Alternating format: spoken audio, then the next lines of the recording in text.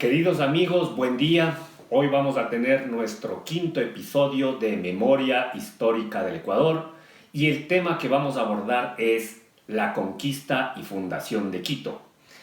Para dar inicio a nuestro capítulo, recordemos la parte final del anterior capítulo cuando habíamos hablado de la prisión y sacrificio de Atahualpa. Habíamos dicho que tanto el rey inca como sus vasalios habían subestimado realmente la capacidad operativa de los extranjeros. Por su parte, las huestes de Francisco Pizarro hicieron uso de absoluta astucia y osadía para, digamos, sacrificar a un rey absolutamente blindado como estaba ahí, con cantidad de miles de guerreros. No obstante, lograron el cometido y no solo eso, sino que lograron sacar en desbandada a todos los incas de Cajamarca y quedarse con el gran botín. Botín que Atahualpa les había ofrecido a cambio de su libertad. Del reparto del botín, como habíamos dicho, a Sebastián de Benalcázar le correspondió 407 marcos de plata, 9.900 pesos de oro. ¿Por qué hago mención a Sebastián de Benalcázar? Porque mientras Francisco de Pizarro se direccionaba hacia el Cusco, la ciudad sagrada de los incas, a Sebastián de Benalcázar le había asignado retornar a San Miguel de Piura para gobernar esta ciudad y observar cualquier movimiento o intento de ingreso de algún extranjero a territorio sudamericano. Esa era la misión de Benalcázar.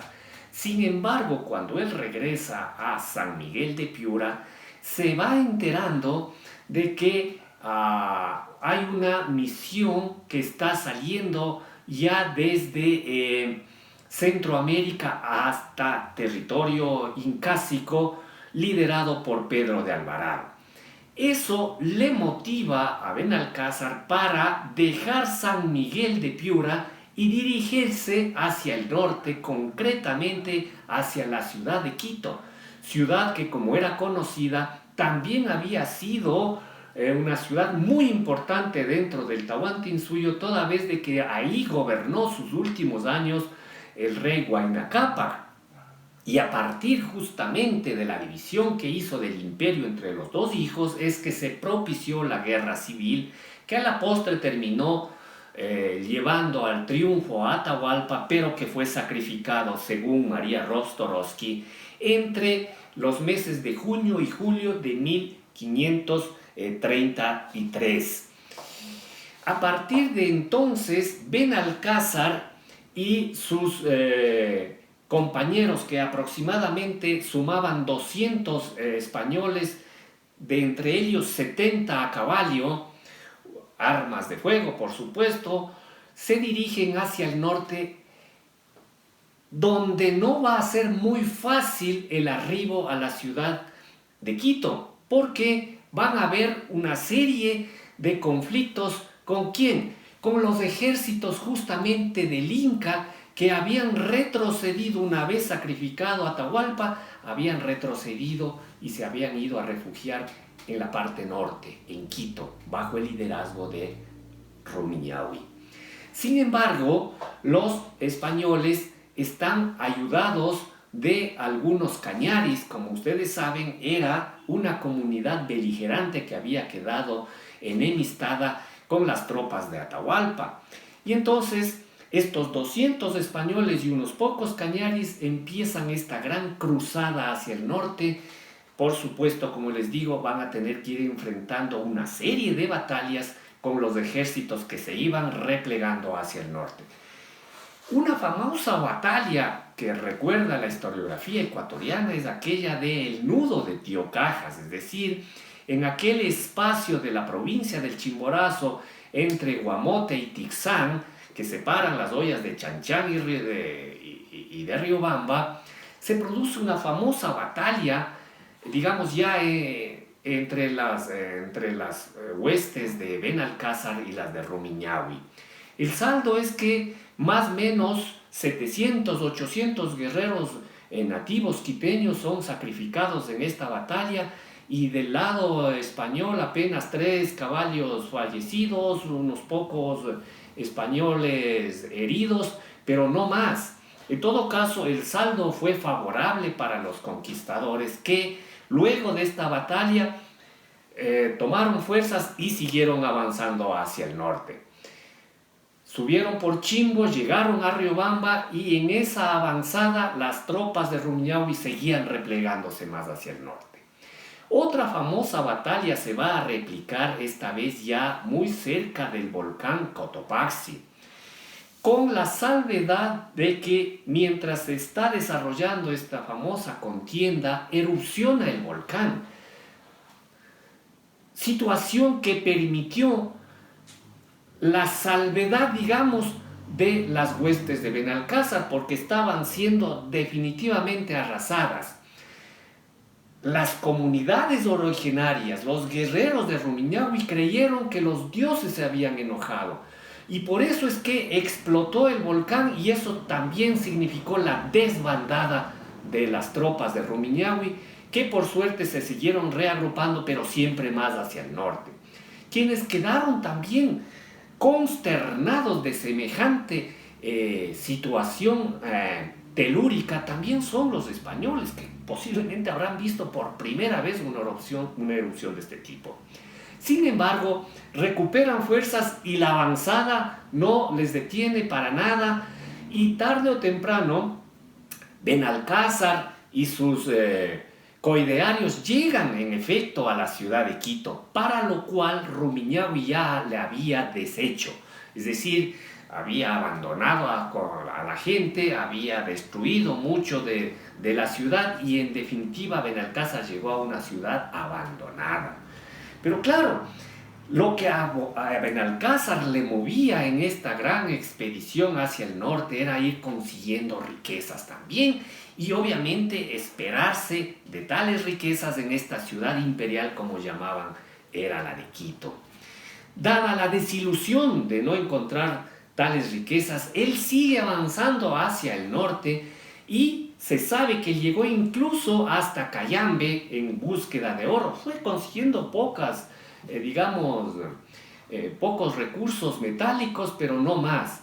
Es cuando le llega una noticia de que Diego de Almagro, enviado de Francisco de Pizarro, había ya llegado al sur del país, de lo que hoy es el Ecuador, y él le mandaba a Liamara que regrese inmediatamente para encontrarse, porque a inicios de 1534 ya era conocido que Pedro de Alvarado había desembarcado en costas hoy ecuatorianas, concretamente en Bahía de Caracas.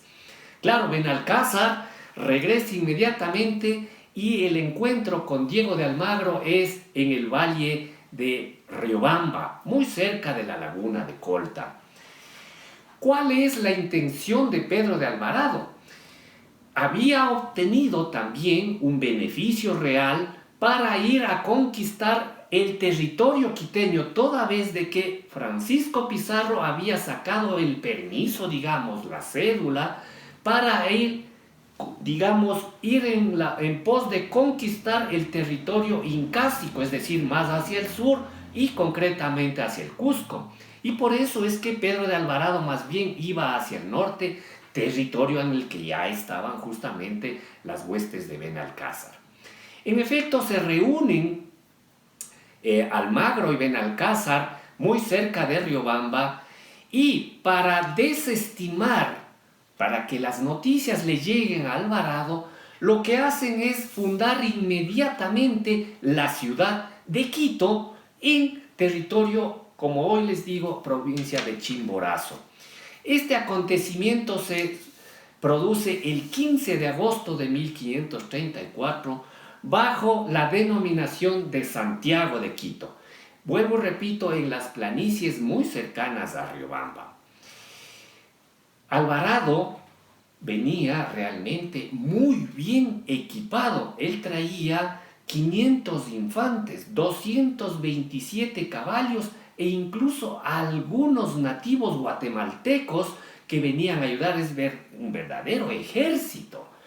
A los pocos, digamos, 200 conquistadores que acompañaban a Benalcázar y otros cientos de Almagro, no hacían, digamos, una fuerza que podría contrarrestar a la de Alvarado.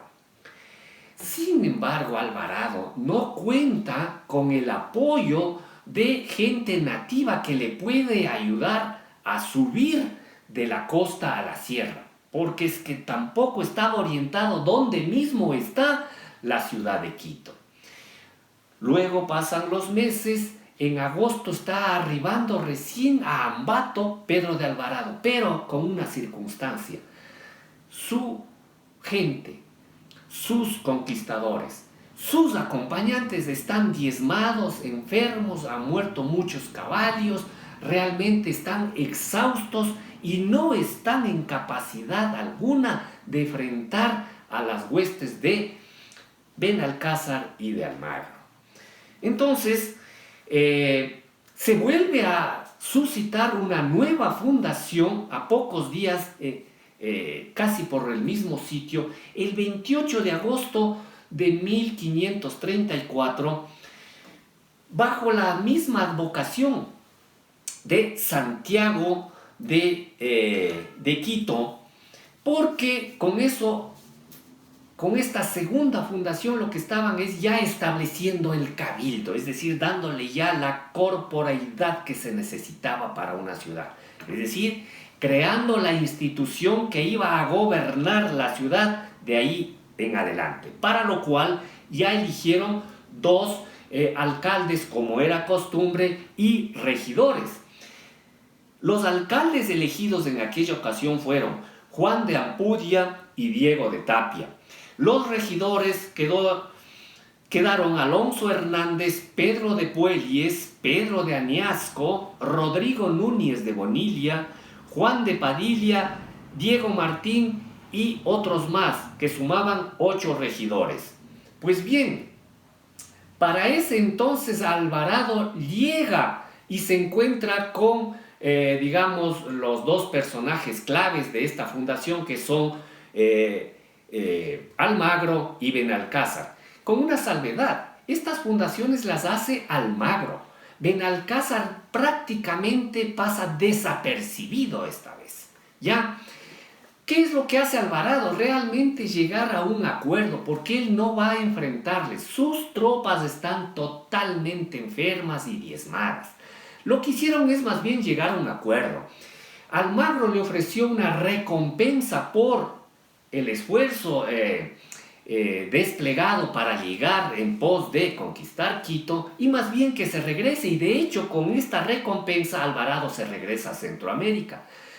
Y lo que hacen más bien Diego de Almagro es conseguir que del grupo de barcos que había traído Alvarado se queden unos pocos también con Almagro. En esas circunstancias, entonces, Benalcázar queda liberado en calidad de teniente gobernador para seguir ahora sí más hacia el norte y llegar en efecto a la antigua ciudad de Quito, y ahí sí propiciar la verdadera fundación, digamos, ya en territorio propio. Y esto se propicia justamente un 6 de diciembre de 1534. Como les digo, el cabildo ya quedó conformado desde el 28 de agosto. En consecuencia, el 6 de diciembre lo que hacen es ratificar a las autoridades. Y a partir de ahí, el cabildo guarda las actas de cada una de las reuniones de cómo se va propiciando la organización, estructura de la nueva ciudad. Porque ahora sí ya está, digamos, asentado en lo que es la ciudad. Con la salvedad también de que esta vez la fundación se hace en nombre de San Francisco, porque es el santo que va a acompañar a los conquistadores en esta ciudad, toda vez de que es la primera congregación de regulares que llega junto con los conquistadores. La advocación de San Francisco de Quito va a ser una anexión que se hace al nombre primitivo de Quito. Y topo este nombre porque es que es el fenómeno que se va a propiciar en el resto de circunscripciones de toda la audiencia. Toda ciudad, por pequeño o grande que sea, va a ser anexada al nombre nativo el de un santo protector. Y eso se propicia por el proceso de evangelización que paulatinamente van a recibir las poblaciones originarias de Quito. Como vamos a ver en capítulos posteriores, este es un territorio todavía difuso. Por supuesto que pertenece aún al gran imperio, digamos, liderado por el Tahuantinsuyo y los incas, pero aún no está todavía cimentadas las organizaciones de corte colonial, a no ser el cabildo, como acabo de decir, que es a usanza exacta de cómo se manejan en la península ibérica y en el mundo europeo en general. Es decir, es la primera institución española que se sitúa ya en territorio quiteño. De hecho, el cabildo es lo que hoy conocemos como el municipio. Tan es así que todavía se mantiene el nombre y en muchas ocasiones se hace mención del término, el cabildo capitalino, ¿verdad? Los ediles, los miembros que forman parte de esta institución, y por eso hay un alcalde. Claro, ahora tenemos concejales, pero en ese entonces eran los, miembros, escribanos y demás autoridades que formaban el cabildo, que eran los regidores. Entonces, a partir de esta fecha, Benalcázar más bien va a seguir propiciando una suerte de conquistas más hacia el norte. Tan es así que llega al sur de Colombia, con una cosa que es paradigmática. Benalcázar va fundando una serie de ciudades, ojo que es el fundador de la ciudad de Quito, y hasta la última ciudad que llega al sur de Colombia, él termina sus días realmente pobre, sin posesiones, sí, como, manteniendo el título de teniente y gobernador, pero no más. Realmente deja una descendencia muy precaria. ¿Y quién sí va a usufructuar el esfuerzo de este proceso de conquista? Son aquellos que se quedan en la ciudad y a partir del 6 de diciembre son beneficiados por parte del cabildo de la repartición de solares. ¿Qué significa eso? Que en la ciudad se les va a dar espacios para que construyan sus casas. Para que esto acontezca, lo primero que tiene que suceder es que hay que trazar la ciudad. Y para eso el cabildo solicita la presencia de un alarife. Un alarife es aquel que, el topógrafo, en nuestro caso podríamos decirlo, que va a trazar las calles en sentido longitudinal y transversal, al modelo de un tablero de ajedrez, que es lo que se llama el modelo damero, que es el modelo que traen de Europa. Para ello, toman como base la plaza que encontraron en la ciudad, que por supuesto originalmente era el tiangués, es decir, la plaza de feria, a donde llegaban las poblaciones de fuera de la ciudad a intercambiar con quienes vivían ahí mediante el trueque. Entonces la plaza de mercado, de feria, es el inicio, que va a marcar este trazo de líneas o de calles longitudinales y transversales. Estamos hablando de la actual Plaza Grande o Plaza de la Independencia. De hecho, el nombre de Plaza Mayor con la que se inició es réplica exacta de las actuales incluso ciudades europeas, concretamente españolas. Siempre hay la Plaza Mayor en una ciudad. Pues así se llamó también la plaza en Quito. Plaza donde se van a instalar los cuerpos, jurídicos del coloniaje. Los cuerpos que dan forma a la institucionalidad monárquica.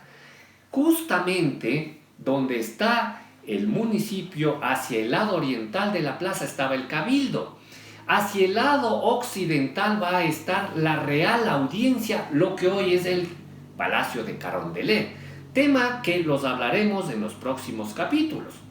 Hacia el costado sur se levanta, hoy conocemos la catedral. En ese momento, por supuesto, que era una pequeña iglesia ínfima que se va a construir, pero que es en definitiva la gran iglesia representante de la iglesia secular, toda vez de que los regulares o la iglesia regular está conformada más bien por las congregaciones que, como todos sabemos, son los dominicos, los jesuitas, los agustinos, los mercedarios, a los cuales también el cabildo les va a proporcionar espacios de terreno en torno o cercanos a la plaza, ¿verdad? Y entonces es así como se va a ir configurando paulatinamente esta nueva ciudad colonial con otro paradigma que no deja de ser pequeño. Miren ustedes, las primigenias chozas, los originarios nativos de esta ciudad van a ser paulatinamente desplazados hacia las periferias. ¿Por qué los españoles que llegan acá se apropian de este territorio, de estos espacios, por esta repartición de solares que se les hace y ellos empiezan a construir sus casas? Algo que no dejo de mencionar es que los 205 españoles primeros llegados a la ciudad y declarados vecinos de la misma están justamente en las paredes de la catedral, donde cualquiera de nosotros podemos ir y visitar y leer. Ahí están los nombres y apellidos de los 205 primeros vecinos de la ciudad, es decir, aquellos españoles que llegaron a poblarla. Las nuevas construcciones que van a reemplazar a las chozas antiguas que por antonomasia eran de paredes de bareque, barro, chozas, digamos, cubiertas de paja. Las casas que trae el modelo español son las típicas, digamos, que tiene 2 plantas a 4 aguas, de teja, tiene un patio interior, balcones hacia la calle. Esto permitió también que cuando empieza a construirse en estas edificaciones, se requería justamente de construir los hornos donde quemar los ladrillos y las tejas. De ahí nace justamente el barrio El Tejar. En toda ciudad española casi siempre hay un barrio que se llama El Tejar, que era el sitio justamente donde estaban los hornos de aprovisionamiento de estos materiales para la construcción de las casas coloniales, que en muchos de los casos, y concretamente en nuestra ciudad, aún perviven y dan forma a este casco colonial. De esta forma, primero la plaza va concentrando los poderes del Estado, porque como les decía, tanto el cabildo como la audiencia y la catedral, que está al sur, y al norte está actualmente la curia metropolitana, que es del gobierno de la iglesia, digamos, están todos los organismos que van a dar forma al modelo monárquico que se va a imponer de ahí en adelante. Entonces, esta ciudad empieza a desarrollar hacia el sur y hacia el norte, toda vez de que hacia el occidente y hacia el oriente son sitios muy empinados. Sépase además de que el actual centro histórico de Quito por entonces estaba atravesado por una serie de quebradas que tuvieron los urbanistas del cabildo subsanar rellenándolos, pero no rellenándolos, digamos, o apisonando tierra nada más, sino que creando todo un sistema de arcos para que todas las aguas que bajan del volcán fluyan por debajo y desagüen en el Machángara. Es decir, cuando nosotros caminamos por el centro histórico, estamos realmente sobrepasando una serie de puentes que están ocultos bajo casas, bajo calles, bajo iglesias incluso. Entonces, así es como se fue dando forma a este centro histórico de la ciudad de Quito. Otra cosa que es muy importante señalar, que el cabildo, conforme va reuniéndose, levantando actas y organizando la ciudad en esta suerte de repartición de solares, es decir, de espacios de terreno para la construcción de las nuevas casas a los españoles, también entregaron solares y muy, digamos, espaciosos a las primeras congregaciones que acababan de llegar. Hablo de los franciscanos, luego llegan ya los mercedarios, también llegan los agustinos, los dominicos. Los últimos en arribar serán los jesuitas. ¿Por qué? Porque si en 1534 recién se está fundando Quito, en Europa aún no existe la congregación jesuítica siquiera, aún no se la funda. Se la funda a partir de 1545 y será en las décadas finales del siglo XVI que llegan a Quito y también piden al cabildo se les favorezca espacios para ir, digamos, edificando su convento, su colegio, su seminario. Increíblemente, los jesuitas estaban fuera en Santa Bárbara realmente, en las periferias de aquella primigenia ciudad. Y poco a poco van comprando, digamos, casas muy céntricas, muy cercanas a la plaza Mayor. Tan es así que compraron una que está muy cerca de la catedral y tuvieron que negociar con el obispo para que el obispo les dé un poquito más allá. Y justamente en lo que hoy es la calle Sucre con García Moreno, donde se levanta justamente la iglesia de la Compañía, es donde empiezan los jesuitas a edificar su verdadero imperio, ¿no? Casi que al frente de lo que es la Compañía, en las casas de esas esquineras, ahí tenían su primer seminario, digamos, su primer colegio, donde empezaron a ofertar educación para los especialmente nobles, digamos, de la raza nativa, pero también para gente pudiente de la raza blanca, de los españoles. Y luego van comprando posesiones y van terminándose de incorporar terreno casi que llega a las mismas goteras de la plaza. Todo lo que en época colonial llegó a configurar el Seminario de San Luis, la Universidad de San Gregorio e incluso donde estaba también situado el cuartel real de Quito. Entonces, mis queridos amigos, es así como se va configurando esta ciudad urbana, digamos, en torno de esta plaza que tiene este sentido. Las plazas siempre estarán delante de una iglesia y en este caso delante de la catedral. ¿Por qué? Porque delante de ella es donde se van a celebrar las ritualidades en homenaje a la divinidad que está justamente en el interior de la capilla. Y ese es el modelo que se va a replicar en todas las ciudades, y vuelvo, repito, grandes o pequeñas, de la audiencia.